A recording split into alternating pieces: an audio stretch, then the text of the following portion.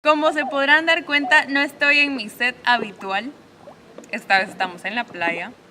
Pero vamos a hablar desde aquí acerca de un guatemalteco, lo cual me parece bastante adecuado porque él buscaba salir de lo urbano para describir más a lo rural. ¿De quién les estoy hablando? De Miguel Ángel Asturias.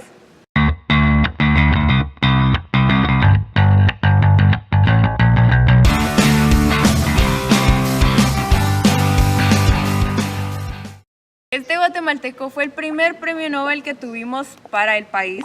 Es el autor de otros libros muy famosos como El Señor Presidente, Hombres de Maíz, la trilogía bananera y el libro que vamos a discutir hoy que se llama El espejo de Lida Sal. Cabe mencionar que este libro se publicó el mismo año que le entregaron el Nobel a Miguel Ángel Asturias y tiene bastante parecido con el primer libro que él publicó, que fue Leyendas de Guatemala. Resumiendo esta obra en breve, se trata acerca de un libro que tiene relatos, cuentos o leyendas, como quieran verlo. En él podemos encontrar varias historias que reflejan la fantasía y el mundo de magia que se puede vivir en Guatemala si nos atrevemos a creer un poco en las leyendas y en las historias que cuentan por ahí. Comienza con el relato El espejo de Lida Sal, que es el mejor para iniciar con todas estas narraciones, y a través de todos los cuentos o leyendas que vamos encontrando en el libro podemos conocer otra dimensión de Miguel Ángel Asturias. Podemos verlo como un escritor que no solo se dedicó a la novela, sino que supo hacer muy bien la prosa corta. Tengo que decir que este fue el título que me permitió reconciliarme con el estilo de Miguel Ángel Asturias, porque después del Señor Presidente quedé profundamente desencantada, ya que me tocó leerlo en el colegio y creo que no es precisamente la época más adecuada para leer ese libro. Yo recomendaría ese libro para alguien que ya ha estudiado un poco más el contexto de esa obra. ¿Qué estaba viviendo Guatemala en esa época? ¿Por qué lo escribió Miguel Ángel Asturias? La vida de él, ¿por qué tuvo que salir de Guatemala? ¿Por qué utiliza los recursos literarios que utiliza? Porque leer Asturias solo así como una novela bestseller contemporánea es un choque tremendo para un joven de 16, 17 años. En este libro, sin embargo, encontramos a una Asturias un poco más amigable. Podemos ver relatos más cortos que tienen fantasía, magia y son muy interesantes. Es mucho más fácil la lectura, es más llevadera, nos intriga un poquito más. Entonces me gustó y me ayudó a reconciliarme con el autor.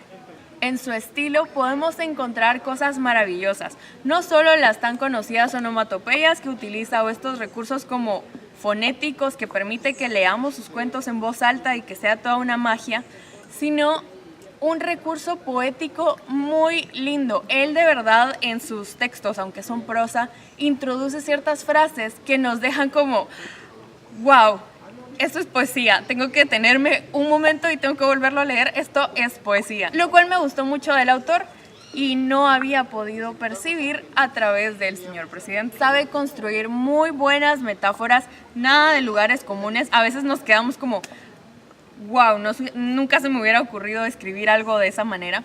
Y puede construir muy buenas imágenes, por lo que leer a Asturias es de verdad estar viendo una película en nuestras cabezas sobre algo interesantísimo, no sobre lo que ya conocemos, lo urbano, sino sobre lo maya, lo indígena, toda esta cosmovisión que no todos los días está en contacto con nosotros. Algo que vale la pena tener en mente es que estos relatos requieren de concentración. ¿Por qué lo digo? Porque vamos a toparnos con leyendas que son bastante sencillas de entender, pero hay otros que nos pierden un poco.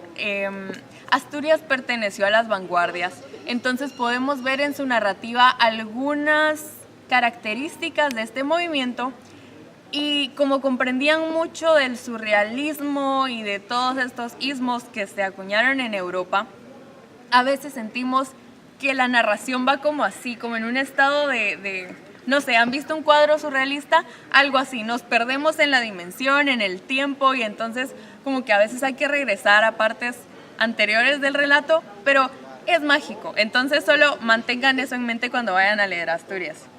Bueno, con esto que les decía de la magia y la fantasía, a veces el libro se me hacía muy como al Popol Vuh. No sé si ya han leído el Popol Vuh, pero es un texto fundante de los indígenas en el país de Guatemala, de los mayas en concreto. Algunos hacen la crítica de que no fue un libro maya, sino que fue un libro que modificaron los españoles con la traducción y que entonces el texto que conocemos no es puro. No voy a entrar a esa polémica, pero si ustedes leen el Popol Vuh y luego leen El espejo de Elías Sal, van a encontrar elementos que les recuerden a el Popol Vuh. Esto me parece como un recurso que utilizaba mucho Asturias. Según estuve aprendiendo en clases, él solía escuchar narraciones de su nana cuando era pequeño y no vivía en la capital. Entonces es probable que haya escuchado muchas leyendas y de ahí haya acuñado todos estos elementos fantásticos que iba a traducir luego en su obra. Lo cual es bueno, pero no sé, a veces me cuestiono si es válido, digamos, que él utilizara este recurso no siendo parte de la etnia indígena o de la etnia maya. Porque a veces se hace la crítica de que un autor no puede hablar de lo que no es su realidad. Pero bueno, digamos que si esta no era su realidad, al menos yo pienso que lo hacía muy bien, lo transmitía muy bien. Da la pauta de que en serio conocía este tema bastante a fondo. Además del tono poético, de las metáforas, las imágenes y todos estos recursos propios de Asturias que encontramos en el libro, nos deja ir como pinceladas de filosofía. Hay un cuento concretamente que habla acerca de las injusticias que se dan en los concursos de arte. Hay cuentos que hablan acerca del amor, entonces es bello leer Asturias porque también podemos aprender acerca de la vida, por lo menos en este libro en concreto. Pero me imagino que no estoy equivocada si afirmo que en todos. Ya para terminar, solo les quiero compartir algunas frases que me gustaron mucho del libro y a ver qué piensan ustedes. Mi realidad nocturna, que era lo único real de mi existencia. Esto se pone así un poco existencialista, melancólico, nostálgico, no sé, me gustó bastante esa frase. Crear es robar, robar aquí, robar allá, robar en todas partes, en grande y en pequeño. ¿Cuánto se necesita para la obra de arte? No existe obra propia ni original. Todas las obras de arte son ajenas. Pertenecen al que nos las da prestadas desde el interior de nosotros mismos. Lo propio en la mujer es el mundo pretérito en que vive y que a veces disimula. Aventura del disfraz, con el traje que la vista de presente. En síntesis, a este libro le daría 4 estrellas, puesto que me gustó mucho la extensión de los relatos, me encantó el tono poético de Asturias, algo que no había descubierto antes. Me gustó también la capacidad de imaginar, de fantasear de Asturias y cómo se la transmite al lector. Hay algunos relatos que se llaman Juan Antes, Juan Girador y Juan Hormiguero, y si ustedes leen esos 3, les juro que van a quedar encantados con la imaginación que tenía Asturias para haber escrito esos cuentos. Y eso fue todo por este video, espero que les haya gustado. Si oían ruidos de fondo es porque estoy en un ambiente muy natural. Pero bueno, nos vemos en el próximo video. Espero que me dejen sus impresiones aquí abajo o me escriban a todas mis redes sociales. Me encuentran en Facebook, Instagram, en mi blog, aquí en YouTube y en Twitter. Si a ustedes también les pareció que El señor presidente era un libro muy cargado y están peleados con Asturias, los invito a que se animen a descubrir las leyendas que tiene o su libro de poesía, cuyo nombre no recuerdo ahorita, creo que se llama Cien de Alondra, sí, Cien de Alondra, o El espejo de Elías Sal. Realmente un autor no solo es uno, sino es muchos dentro de un cuerpo.